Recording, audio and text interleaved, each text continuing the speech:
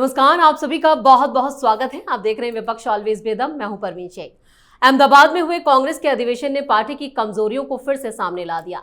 CWC की meeting में गांधी परिवार के बीच की रार से पर्दा हट गया, जिससे साफ है कि पार्टी और गांधी परिवार दोनों जगह जबरदस्त जंग छिड़ी है। जंग तो ममता की टीएमसी में भी छिड़ी है। बुआ और भतीजे के बीच खींचतान के साथ ही पार्टी के नेता भी आपस में लड़ रहे हैं। टीएमसी सांसद कल्याण बनर्जी ने अपनी ही पार्टी के सांसद कीर्ति आजाद पर गंभीर आरोप लगाए। बनर्जी का कहना है कि कीर्ति आजाद ने पार्टी की आंतरिक बातचीत को सार्वजनिक किया। इधर मुर्शिदाबाद में हिंसा के बाद ममता ने मुसलमानों को भरोसा दिया कि वक्फ कानून को लेकर उन्हें चिंता करने की बात नहीं है, क्योंकि ऐसा कुछ भी नहीं है। साथ ही उन्होंने मुसलमानों से शांत रहने और धैर्य रखने की अपील की।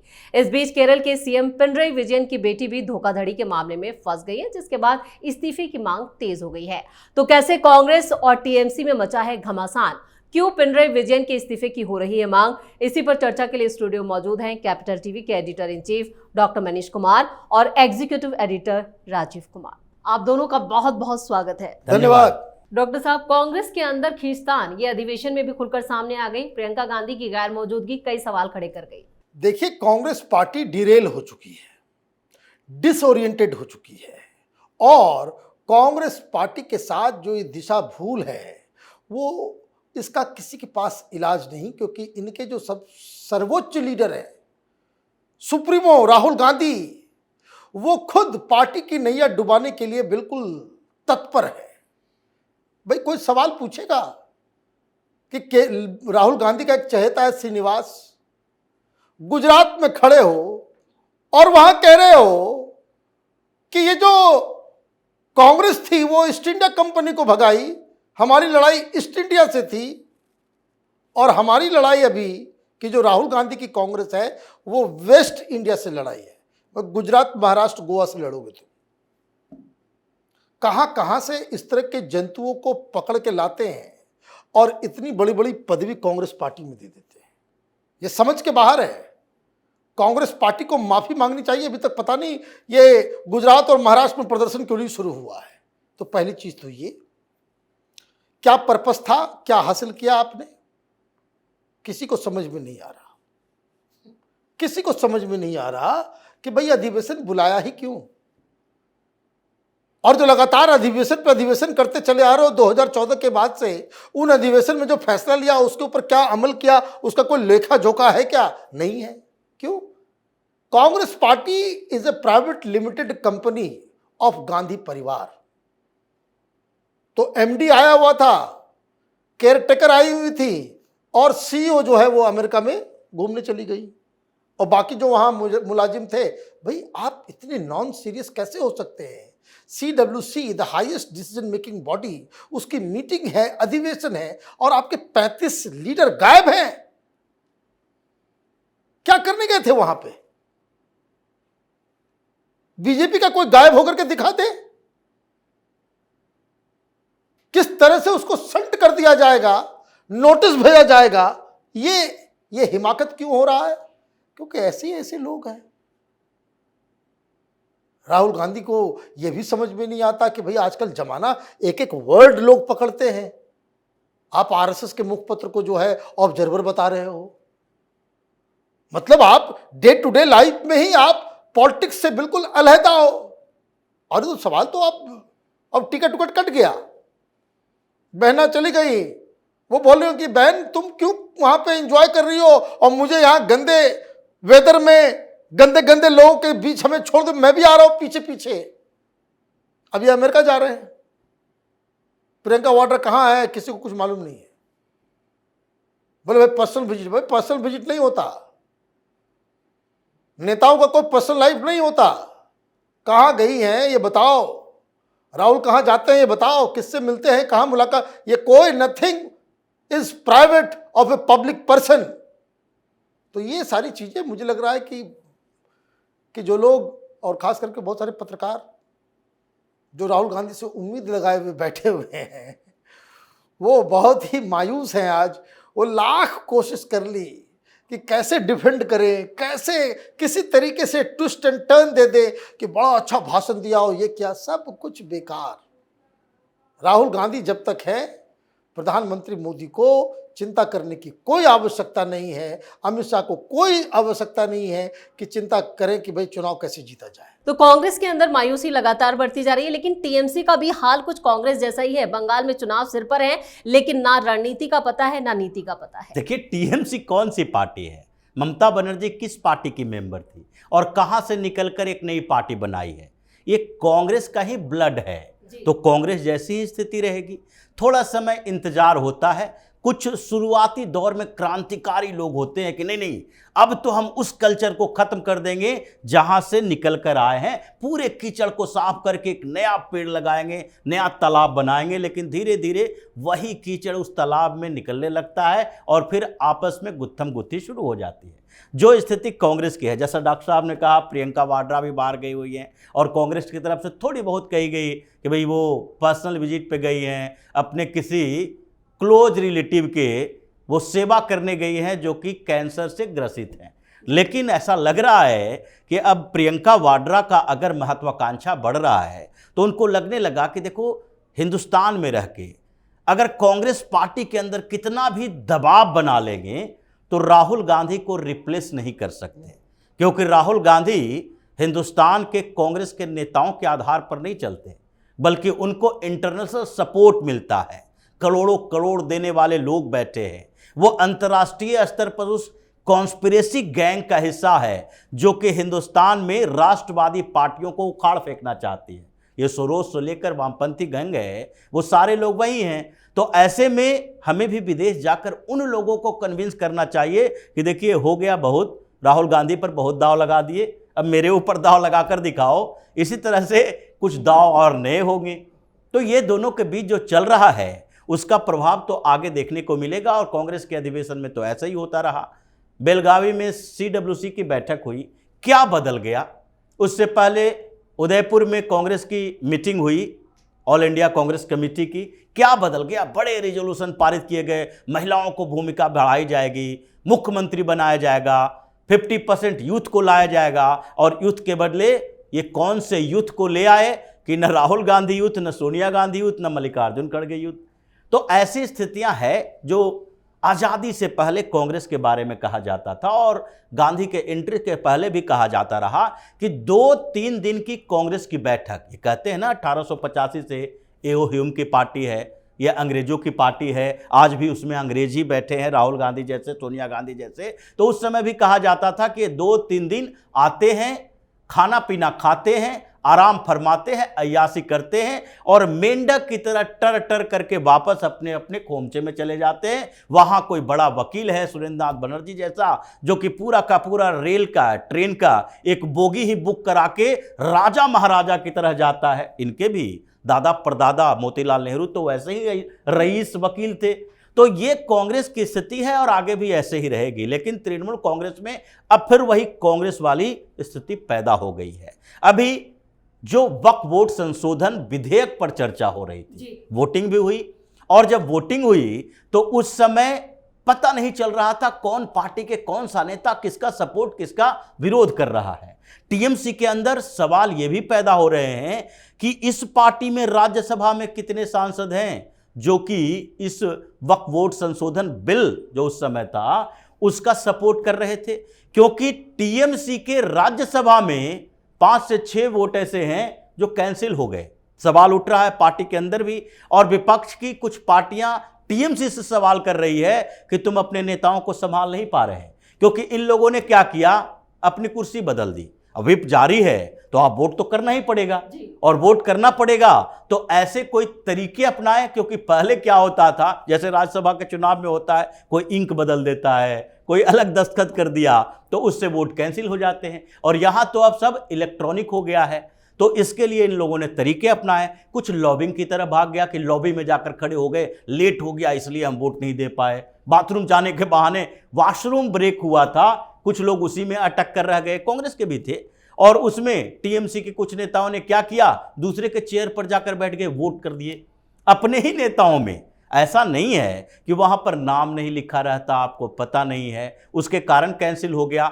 अब ये वक्फ बोर्ड संशोधन कानून बन गया है, ये सुप्रीम कोर्ट में चले गए हैं, लेकिन संसद के समय का जो संसद में चर्चा चल रही थी, उस समय का भूत अभी तक इनके सर से उतरा नहीं है कि कितने पार्टियों ने खेल किया, कौन पलटने के लिए तैयार है, कौन फिर से मोदी के साथ जाने के लिए तैयार है जो एनडीए का साथ छोड़ दिया था, और कितने नेता हम लोगों के अंदर हैं। इसलिए राहुल गांधी कह रहे हैं बार बार कि हमारे पार्टी में भी बहुत सारे ऐसे हैं जो भारतीय जनता पार्टी की भाषा बोलते हैं। ये अभी इन सारी पार्टियों में विस्फोट होगा, जो माहौल बदल देंगे की बात विपक्ष कर रही थी, ये सारे नेता कर रहे थे। अब मोदी ने ऐसा माहौल बदल दिया है कि इन लोगों की पार्टी का माहौल बदलने वाला है। बिल्कुल। और इधर मुसलमानों के सामने ममता ने भी सरेंडर किया, लेकिन पार्टी के अंदर जो घमासान मचा है कल्याण बनर्जी और कीर्ति आजाद के बीच, वो क्या कुछ संकेत दे रहे हैं? देखिए, संकेत बिल्कुल साफ है। आप फर्ज कीजिए कि बंगाल के एक हिंदू हैं और आप अपने मुख्यमंत्री को यह कहते हुए सुनते हैं कि मुसलमानों की एक एक इंच जमीन जो है वो मैं जाने नहीं दूंगी जी।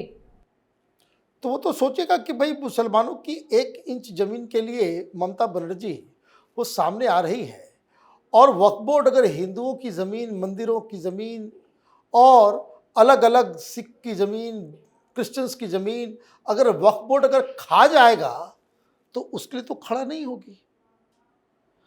आपका ये जो ब्रेजन मुस्लिम अपीजमेंट है, ये मुख्य जड़ है। भाई आप मुर्शिदाबाद, मालदा, दिनाजपुर, कुछ और जगह हैं जहां 50% से ज़्यादा मुस्लिम 9 उस तरह के डिस्ट्रिक्ट हैं जहां 50% से ज़्यादा मुस्लिम आबादी है।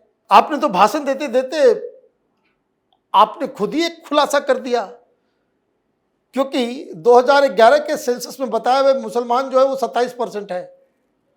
ममता बनर्जी का आप बाइट देखिए, वो कह रहे कि हम क्या करें, 33% है, यहाँ पे 6% इंक्रीज हो गया। बंगाल के हिंदुओं को सोचना है, और ये अगर बंगाल का हिंदू सोच रहा है तो बंगाल के हिंदू सांसद भी सोच रहे हैं। जहां 40% 50% मुसलमान है, वहां तो मुस्लिम ही जीत करके आ रहे हैं। आपको आउटसाइडर नजर नहीं आता जब मोहम्मद यूनुस को आप बुला लेते हो गुजरात से, लेकिन मोदी और अमित शाह जाएंगे तो आपको आउटसाइडर नजर आता है। तो जिन जगहों पे 10% से कम मुसलमान हैं, वहां का तृणमूल कांग्रेस का नेता तो सोचेगा कि अब क्या होगा हमारे साथ। तो ये लड़ाई उस स्तर पे है। दूसरी चीज, ये जो नया खुलासा हुआ, एक फूल दो माली है, ये जो है समझ में नहीं आ रहा है भाई क्या चल रहा है। इस सामने सब लोग अपने होश में नहीं होते, स्पेलिंग मिस्टेक, ये सब कुछ मिस्टेक, कैसे कैसे लोगों को आपने सांसद बना दिया। आपस में ही प्रेस कॉन्फ्रेंस कर रहे हैं, आपस में ही लड़ रहे हैं। क्यों? ये शत्रुघ्न सिन्हा, ये कीर्ति आजाद, इन लोगों को इनकी ही मेडिसिन मिली है। TMC is a regional party जिसकी अध्यक्ष बार बार हर चीज में इनसाइडर आउटसाइडर है ना। ये पिछले चुनाव में विधानसभा में क्या कहती थी ममता, ये बीजेपी वाली बिहार का गुंडा लेकर के आ गया, यूपी का गुंडा आ गया इधर, यही कहती थी ना, आउटसाइडर। तो ये बिहार यूपी का गुंडा तो तुमने भर लिया भाई। ये शत्रुघ्न सिन्हा भी बिहार का गुंडा हो गया, ये कीर्ति आजाद भी दरभंगा का गुंडा हो गया। भाई तुम लोगों को वैसे ट्रीट किया जाएगा, बोलने में, बदतमीजी करने में। न कल्याण बनर्जी कम है और ना ही ये कीर्ति आजाद कम है। अब महुआ मोइत्रा के साथ कुछ हो गया तो महुआ मोइत्रा तो पूरी दुनिया से लड़ते रहती है, मोदी के ही खिलाफ लड़ना, और पार्टी के अंदर एक बाचाल किस्म के एमपी से डील नहीं कर सकती है। व्हाट्सएप चैट जो है, व्हाट्सएप ग्रुप छोड़ के भागना पड़ता है। ये क्या सब हो रहा है? बीमारी वहां है, बीमारी टॉप पे है, बीमारी लीडरशिप के स्तर पे है। कंपटीशन वहां भतीजे और ममता बनर्जी के बीच हो रहा है, और उसका असर टीएमसी में हर जगह, हर विंग में नजर आ रहा है। बिल्कुल, और जिस तरह का घमासान है वो केरल में भी नजर आ रहा है। चुनाव सिर पर है लेकिन पिनरई विजयन के इस्तीफे की मांग तेज हो गई है। क्या है पूरा ये मामला? देखिए, पिनरई विजयन को इस्तीफा तो दे देना चाहिए। कम्युनिस्ट पार्टी के हैं, बड़े नेता हैं, सीएम की कुर्सी पर है, और फिर भी आपकी ही बेटी के ऊपर आरोप नहीं लग रहा, बल्कि मनी लॉन्ड्रिंग का केस दर्ज कर लिया है ईडी ने। किस बात के लिए? कि आपकी बेटी के आईटी फर्म ने पैसे लिए बिना कंसल्टेंसी सर्विस दिए हुए। अब सर्विस आपने दी नहीं और 2-3 साल में आप 2 करोड़ से ज्यादा रुपया कंसल्टेंसी के तौर पर ले लिए। 1.72 करोड़ की बात हो रही है 1 साल के लिए। आगे दूसरी कंपनियों से भी आपने पैसा लिया, और केवल इसलिए क्योंकि आप सीएम की बेटी हैं, आपका यह फर्म है, ये इंजीनियरिंग कर रही थी, उसी समय से इनके ऊपर विवाद था, टी बीना के ऊपर। ये केरल में नहीं, तमिलनाडु के प्राइवेट इंजीनियरिंग कॉलेज से इंजीनियरिंग की। अब इनके कैरियर को लेकर तो पता था कि भाई आगे क्या करना है। पिता बन गए सीएम, तो उसके बाद इन्होंने कंसल्टेंसी कंपनी खोली, और सारे कंसल्टेंसी कंपनी जो पॉलिटिशियन के इर्द गिर्द के लोग और पॉलिटिकल परिवारों के लोग खोलते हैं, वो इसलिए खोलते हैं कि हम मिडिल मैन बन सके, हम नेगोशिएट करवा सके, सरकार का टेंडर दिलवाओ और तुम उसके बदले कंसल्टेंसी का पैसा लो कि हम सलाह दे रहे हैं। राहुल गांधी ने भी कंसल्टेंसी फर्म खोला था जब हिंदुस्तान वापस आए पढ़ाई लिखाई करके, तो यहां पर बैकअप प्राइवेट लिमिटेड का एक कंपनी थी और वो कंसल्टेंसी फर्म में थी, और जिसके बारे में बड़ा विवाद है कि उसने कई डिफेंस कॉन्ट्रैक्ट दिलवाने में अपनी भूमिका निभाई, करोड़ों रुपया का कमाया इन लोगों ने, और बाद में इन्होंने कंपनी बंद कर दी। ऐसे ही टी बीना भी पहले पैसा कमाई, उसके बाद उन्होंने कंपनी ही बंद कर दी कि चलो अब ये कंपनी नहीं रहेगी, आगे इन्वेस्टिगेशन नहीं होगा। लेकिन इन्वेस्टिगेशन शुरू हो गया, ईडी ने भी मनी लॉन्ड्रिंग का केस दर्ज कर दिया। अब विजयन साहब कह रहे हैं कि नहीं नहीं, ये परिवार वालों के माध्यम से हमें टारगेट किया जा रहा है। लेकिन परिवार वाले अगर भ्रष्ट होंगे तो उसमें आपकी भी भूमिका है। अब सवाल बड़ा खड़ा हो गया है। पीसी जॉर्ज के बेटे ने कंप्लेन किया है। अब ऐसा नहीं है कि ये कंप्लेन पर इन्वेस्टिगेशन उनके कहने से होगी। ईडी की एंट्री हो चुकी है, पूछताछ के लिए बुलाया जाएगा, अब गिरफ्तारी भी होगी।